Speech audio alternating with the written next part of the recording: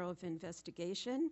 He successfully investigated the assassination of Prime Minister Rajiv Gandhi. He served as Special Director General of the Central Reserve Police Force. He's served as Director General of the National Human Rights Commission in India also. And now he has moved on to bring his deep understanding, knowledge, and compassion to a more global sphere of influence in the fields of human rights, international justice, arbitration, unity, agriculture, and education also. And somehow, I don't know, maybe in his spare time, he also publishes several spiritual magazines. And lest you lose sight of his beautiful human nature, he is also a grandfather. So, and with all of that, Sri Kartikeyan somehow found the time to translate into English the Tamil biography of Sri Gurudev, written by Ms. Rajalakshmi in Sri Lanka in 1961. And that book, Muruganandaji tells me, has many, many gems that we haven't heard yet. New stories, new talks, new poems, commentary on the Tirukural. And Sri Kartikeyan is going to present that this morning and also speak to us. Please welcome him.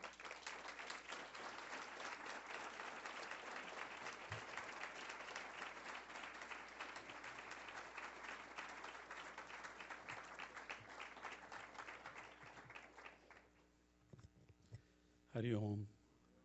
Om Namah Shivaya. Om Shanti. Revered Swamiji,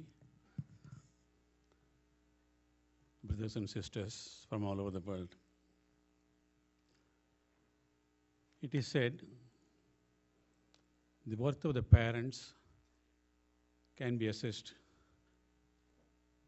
by how the children are, how they live, how they behave, what they do, what they speak. The same way, the worth of a spiritual master is also, to a large extent, the world will judge by how his devotees are. Going by that, Gurudev will be proud of all of you and those hundreds of thousands all over the world.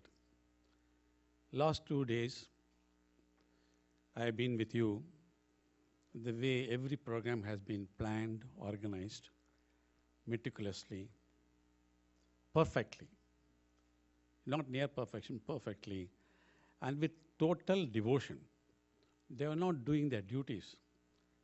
So much of involvement, which is rare to be found anywhere. So this is one aspect which I discovered, even though I had the good fortune of knowing Gurudev for several decades.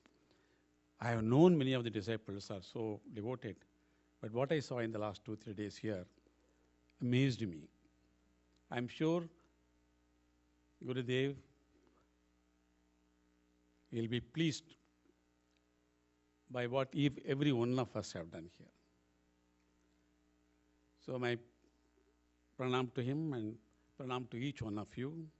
I admire all of you. I have great regard and affection for you.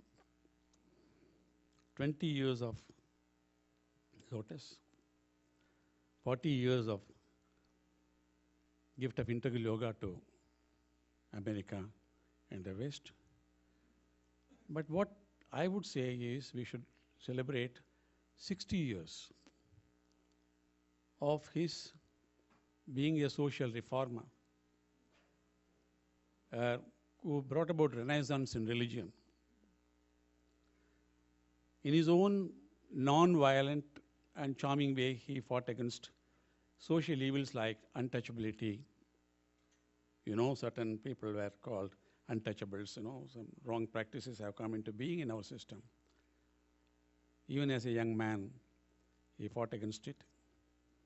And the system of dowry, you know, for the girl to be married, the girl's parents have to give huge amounts to the boy. However rich they may be, however accomplished the girl may be, he fought against that. And he knew that the poor have no access to health. So he learned homeopathy and natural medicines. He went and served them even as a young man. You know, young man means what? Even now, he is perhaps the most charming spiritual master you can think of. Is he not a grand person? Such a charming, handsome, even today. Loving and lovable by nature. I know very well, wherever he has traveled, people always used to stop. You know, you look Christ-like. Because, you know, not only the way he was, the figure, the eyes full of grace and love, and that, you know, twinkle in his eyes. And you don't see him talking without a smile with anyone. So we should actually are celebrating 60 years of his dedicating his whole life to social reforms, because you have to serve the poor. The world doesn't consist of only the rich people, no, all the poor, unless, you know, as a revolutionary Tamil poet who is respected even today, there is a statue for him, Kavi Bharatiyar said, if even one person has to die without food, the society, the world has no right to exist. So there can be peace and harmony only if the basic needs of the people are met, of everyone. So that way he devoted his even earlier years. Normally at that age, you don't think of these things. You are comfortable, you are a well-to-do family. But he was born with that insight and inclination, sympathy for the deprived, sympathy for those who may have gone the wrong way. He didn't hate them, he didn't condemn them. He said everybody has the divine instinct, the spark of divinity in every human being. He's able to see.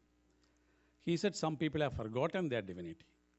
So he brought, light to them. The darkness was removed and light was brought by him. He made the mortal beings to realize they can be immortal. Ignorance can be removed and enlightenment can be brought. These are the way. So I would say that we should also celebrate 60 years of his dawn on this, first on India and then Sri Lanka, then the East Asian countries he visited. Then, of course, I think Peter Max brought him here. And we also know how he came here. He had very initial difficulties. With all that, his intention was to serve the society. There are people who have gone the wrong way. There are people who are deprived of love and affection. He said he put up with all those difficulties, and ultimately, of course, he's emerged as born as Ramaswamy to a farming family in a remote village of Coimbatore in South India. He ended his physical existence on the planet as a Jagat Guru, the teacher of the world, actually. It's not confined to only those belonging to the IOI, because through thousands of his devotees and yoga teachers, it has spread far and wide.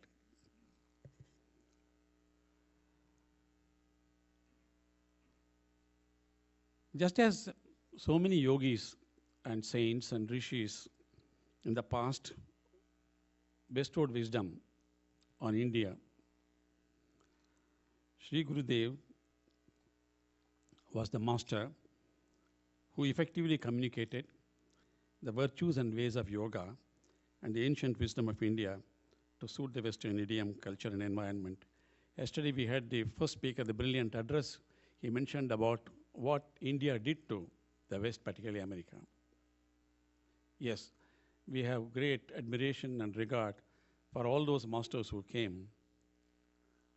In that line of great masters who brought the ancient wisdom of India, our Sri Gurudev stands foremost in the sense he was not confined to only the intellectuals and the elite. He went to people who needed him most, who had to be cared for and who had to be given the love. He's one of the foremost spiritual masters to bring holistic yoga to the West, as I mentioned. One of the reasons it became popular was because he used it as an antidote to the frantic pace of modern life. People were frustrated with even affluence. It didn't bring them the peace and joy and what they expected. So that is the time. So the yoga classes designed by him bore a deep understanding of the circumstances in which they would be practiced. He created Hatha Yoga classes which included postures that were more geared towards the emotionally deprived individuals. He assessed the fast pace of life in New York City, where he developed his first institute in the United States of America. He popularized the virtues of vegetarianism in USA and the rest of the world. He provided overwhelming proof of the positive effects of a clean, wholesome, vegetarian diet on our body, mind, and spirit. He offered detailed guidance with reason about what to eat, when to eat, how to eat, and even when not to eat. He also expounded the properties of food, diet, and healing. With books like The Living Gita, he brought to life the wisdom of ancient India for the modern seeker. Some of us find it hard to relate our present life to lessons and teachings that were propounded thousands of years ago.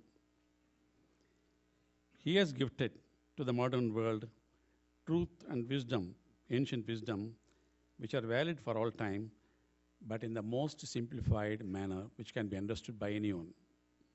In his book, To Know Yourself, he explains how the principles of integral yoga can be used to lead a life that is easeful, peaceful, and useful, and how one can find the path to inner peace. In this book, Sri Gurudev expounds on topics of immediate relevance to Western society. In fact, today, even Eastern society also needs it, such as calming the mind, the art of giving and receiving, and specific aspects such as business yoga, how to meditate, and how to stop smoking. His words appealed even to the children because they were light, lively, and entertaining, yet the ideas they conveyed were profound. He said, if you want permanent peace, you will want to lead a dedicated life, constantly living for the sake of others. Then nobody can disturb your peace. That sacrifice is the key to peace, and without peace, there is no joy or happiness. You know very well how in this turbulent world, with all the comforts and conveniences modern science and technology has brought about, we are still after that elusive peace. More wealth and more power has not brought about peace and harmony. Individuals are in shambles, more suicides in the most affluent societies, more divorces in more affluent societies, and the nations live in great fear of each other all the time. There is more fear today than, say, 100 years back when we didn't have the technology and science. And there are 30,000 nuclear weapons officially admitted to be with nuclear power nations. And each one of them have 100 times more destructive capacity than what were dropped on Nagasaki and Hiroshima. And there's no guarantee, even some terrorist groups do not have access to at least nuclear waste material. If people can hijack passenger planes, kill themselves in order to kill thousands of people whom do not know, so such people will not hesitate to use nuclear weapons, nuclear material if they have access to it. So that is a dangerous world we are living. Man cannot produce a drop of blood. You know that with all the advancements, a drop of blood cannot be produced in any laboratory, or it can be produced only in the God-given body. But man has acquired the capacity to destroy millions of people. In fact, if even, say, a few hundreds of these bombs are exploded, I hope not, it can destroy all life forms of the planet. Imagine, you can't create one life, but you have acquired the capacity to destroy everything on the planet what is God created. So that is that stage, Gurudev thought about it. Not today.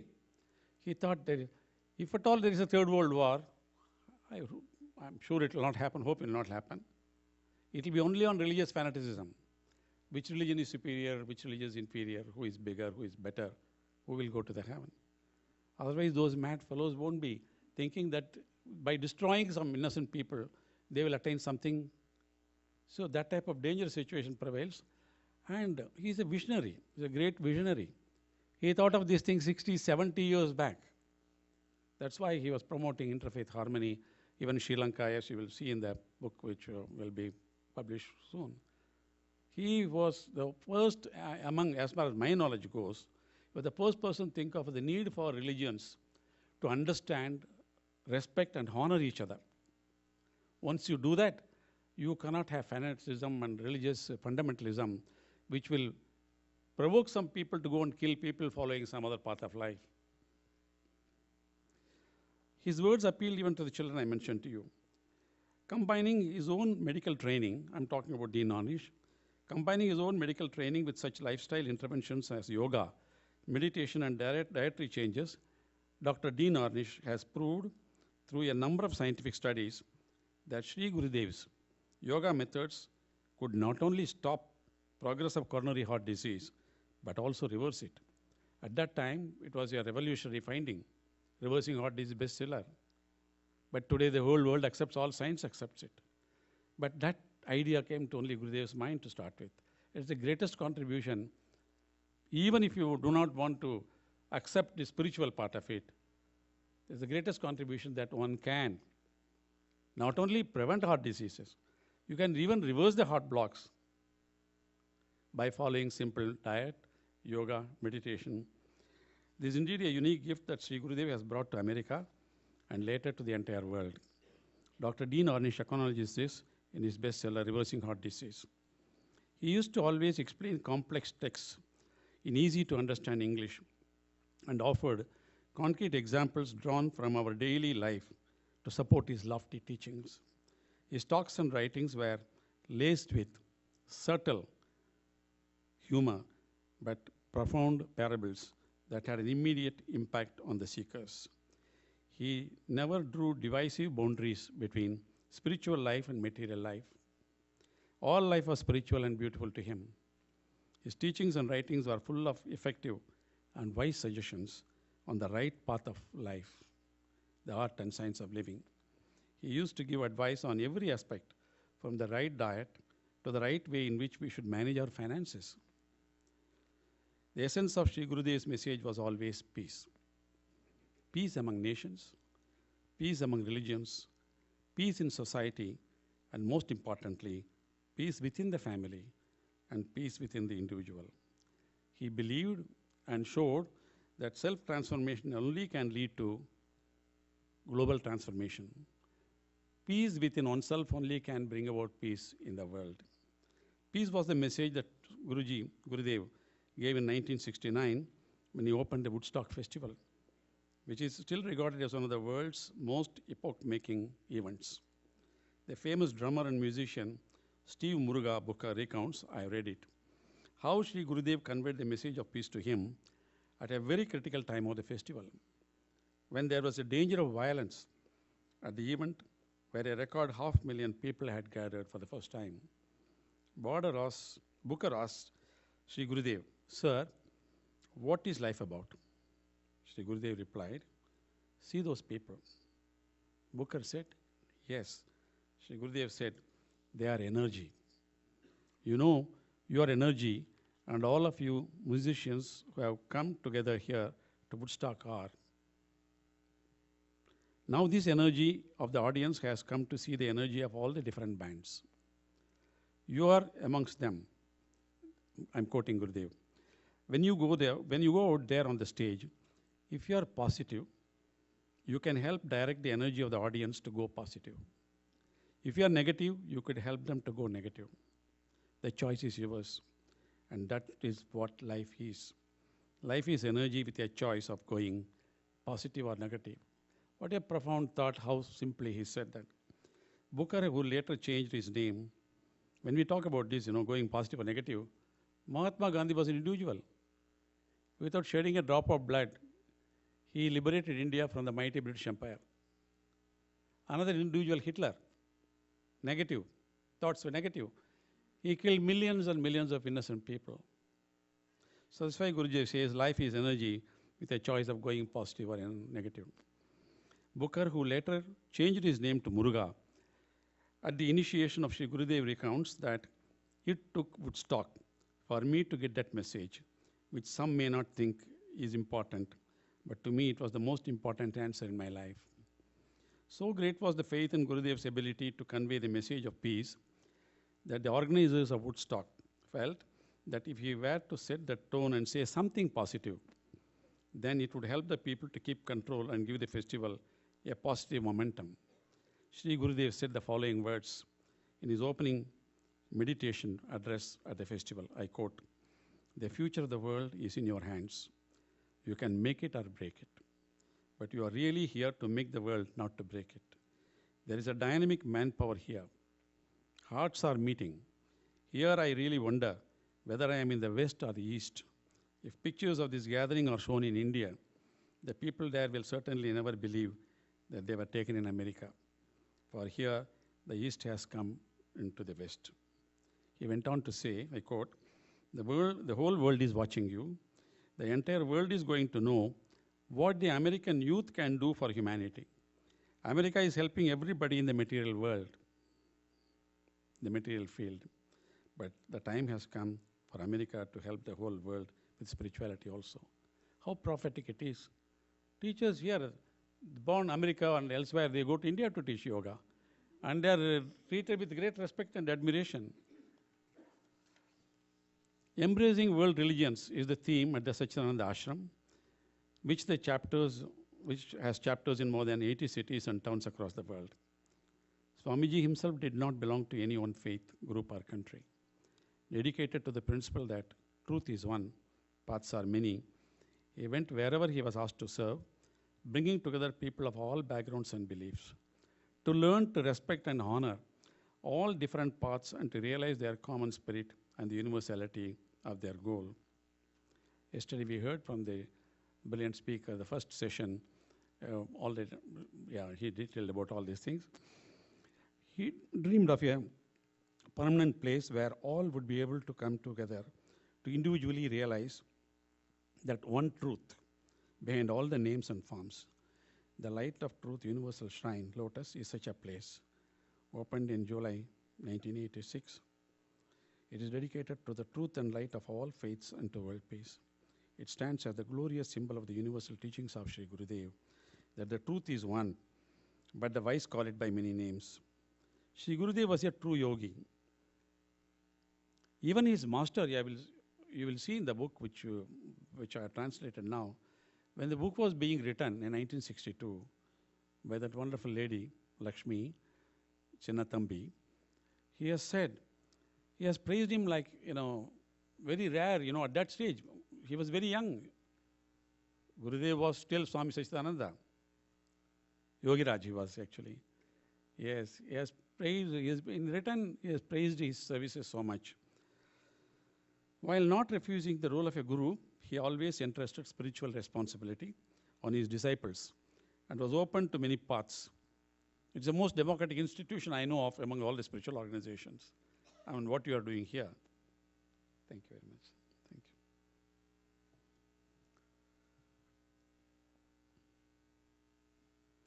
And he said, I believe God is using me as an instrument. I am just there like a river is there. Those who want to come and take a bath may do so. Those who do not want to do not have to. See, Gurudev's contribution, that too at a critical phase of America's history, is unique, memorable, and will be remembered forever, not only by those who had the good fortune of seeing him, knowing him, and working with him, like most of you, but even by the multitudes who are guided on the right path of understanding, peace and harmony by his teachings, which will continue to illuminate this land forever. Yes, I got his message. In a message sent on 15th March 1962 to the founder, president of Divine Life Society, Kandy, I'll only read 2 lines. Sri Gurudev's Guru, Param Guru, Sri Swami Shivananda says, Yogiraj Swami Satchidananda has been doing excellent work in the field of yoga. His services are invaluable and countless people have been benefited. He has made innumerable people health-minded and inspired all towards higher ideals. This is 45 years back. And Guruji, Gurudev's services have not yet been felt in the West, actually. It was only in Sri Lanka. His sincerity and spirit of karma yoga, again I'm quoting his guru, his sincerity and spirit of karma yoga seva endeared him to thousands who refer to him as their yoga guru. So that's how a boy born in a farming family in a remote area as Ramaswamy, he transformed into Samba Siva Chaitanya, then Yogiraj, then Sri Swami Satchidananda, and now as universally respected and affectionately called as Sri Gurudev. That's why I call him as Jagat Guru, because you have representatives from all over the world, all the religions, all faiths, and he is accepted. I know wherever he went, he was treated with great respect. When he was in Australia, we had organized a talk for him. 95% of them were all local Australians. He spoke for an hour, question and answer for another 1.5 hours. The children surrounded him, asking many questions, and with great patience, he was talking to them. And we had the good fortune of accompanying him to his last visit to Rishikesh, Shivananda Ashram. Somehow that visit was taking place after a long gap of 17 years. He said, if you are coming, I will go. I said, I will come. So we have gone there. I still, like a flashback in my mind, when we reached on the bank of the Ganges, he said, I want to show you the place where I meditated in Guha, Vashishta Guha. I got enlightenment. After saying that, he was running in front of us, actually. He was running. We had to catch up with him because he was so enthusiastic. And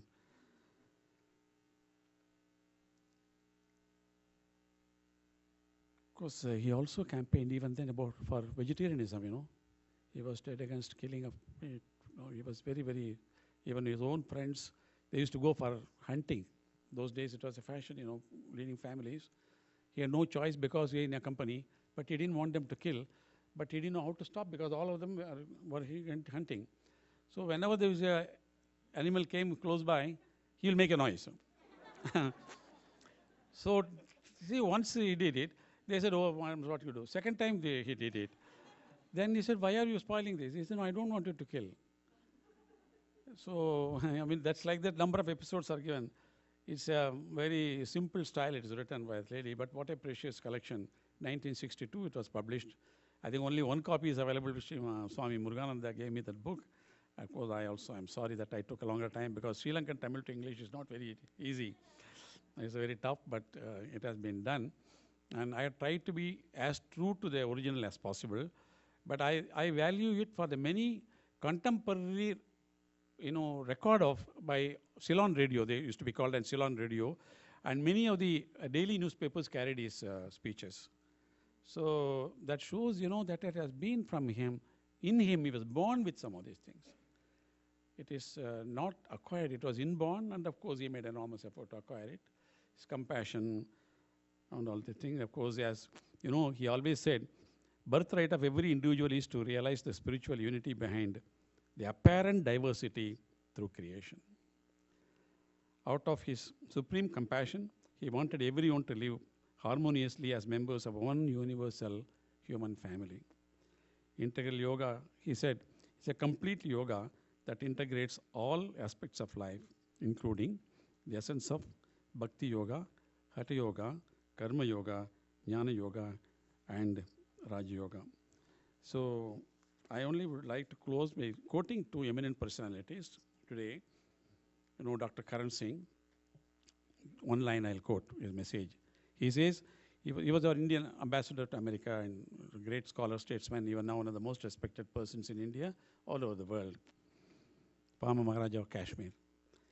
He says about Gurudev, he was a sage of great wisdom and dynamism, and he had a sparkling sense of humor. The creation of the lotus, the only truly interfaith shrine in the world. And he says, he's a very important person in the interfaith movement, Temple of Understanding. It travels around the world. He says the creation of the lotus, the only truly interfaith shrine in the world, so we should all be proud of that, was indeed a monumental achievement. and of course Deepak Chopra, I don't have to tell who he is, he says, yoga has become very popular and people in general still don't realize that Hatha Yoga is one component of this great body of knowledge. He was not just teaching Hatha Yoga alone, it was only one aspect of his teachings. There is Raja Yoga, Karma Yoga, Bhakti Yoga, Jnana Yoga. His contribution was that he really conceptualized all of that in the form of integral yoga. So friends, we are all lucky, so fortunate to live in the time when Gurudev was available to us in physical form. We had the good fortune of knowing him, meeting him, talking to him, eating with him. He was a very good host also, and to be blessed by him. So what each one of us can do is, apart from benefiting our own inner practices, so bringing harmony between our body, mind, and soul, that's very important. Then bring about that harmony within the family. He was very particular about family life. He attached so much of importance. Bring up the children. I envy many of you. I think the family of Bhagavan, you have got 30 of them here. How fortunate it must be to have the good sense and then the wisdom and also the inclination and Gurudev's grace to be here. And yes, we should propagate vegetarianism. Some of these things which are dear to his heart. And even science says vegetarian food is the best food. That only gives strength, that makes you live long and keeps you young for a long time also. So maybe this will appeal to people to go to vegetarianism. And more than anything else, no, we are born in faith, fine. What appeals to you, you follow. But also let us learn about the basics of other religions. In Italy, they asked me a question in Milan. In a civic reception, they asked me a question. She said, India, we know it's not a rich country. There's a lot of poverty. But by and large, your families are together. Children don't desert you. Here, my 14 years, 15 years, my daughter, son, they leave the house and go away. That breaks our heart. See, we live for them, and they say, no, we want to live alone and go. He said, how is it possible? He asked me the question. So I asked that lady, I said, where is your father? Old age home. Where is your mother? Old age home. I said, how often do you go to your church? No reply. I said, I have seen. Wherever I go to any place of worship, which is considered most sacred by the local people. I respect. I had been to Kailas Manasabha twice. I had been to Jerusalem 3 times. Other places also. I said, unless you make it a practice to go to the sacred place of your own religion regularly, then you won't take the children. You take the children with you, apart from the rituals and all that some may appeal to you, may not appeal to you. But every religion ultimately teaches you the compassion, gratitude, caring, sharing, forgetting, forgiving. See, only then you don't go to the church, the children go to the church, you put your parents in the old age home, how will they care for you? So let us respect all the religions, bring about, what is it we can do? 100, 200, maybe 1,000 in the turbulent world. Somebody asked the question to Mother Teresa. You are a frail, old, small lady. How many people can you pick up from the streets of Calcutta? Orphans and people affected with leprosy. She said, I may not be able to do everything, but that doesn't mean I should do nothing. Whatever little I can do, I'll continue to do. She said, like you throw a pebble in a still lake. You see the ripples around. But she said, it will go, even the vast lake, it will go to the shore, but you may not see it. So any good deed done by us, a deed of compassion by every one of us, it has a ripple effect. People get beneficially affected by those good thoughts. So though it's a hopeless world it looks today, we can make it a livable world, a peaceful world, if all of us continue to do with hope and follow Gurudev's teachings. I have great pleasure in submitting this translation of the book. I call it Swami Sachidananda, Biography of a Universal Yogi, by Lakshmi in Tamil, 1962. Translation by me with the help of my wife and others. So, if you approve.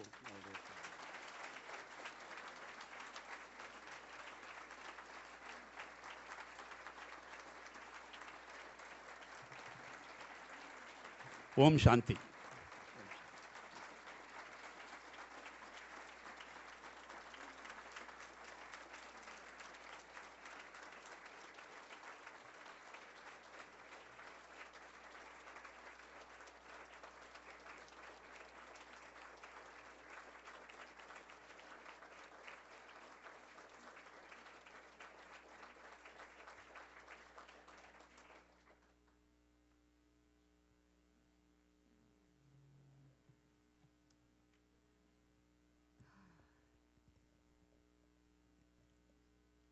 This weekend just keeps getting better and better and better.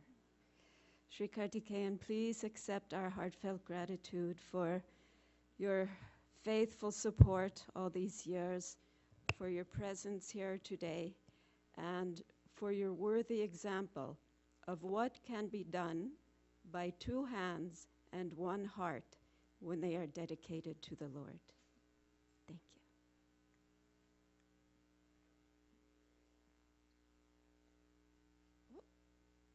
Where'd he go? Up here?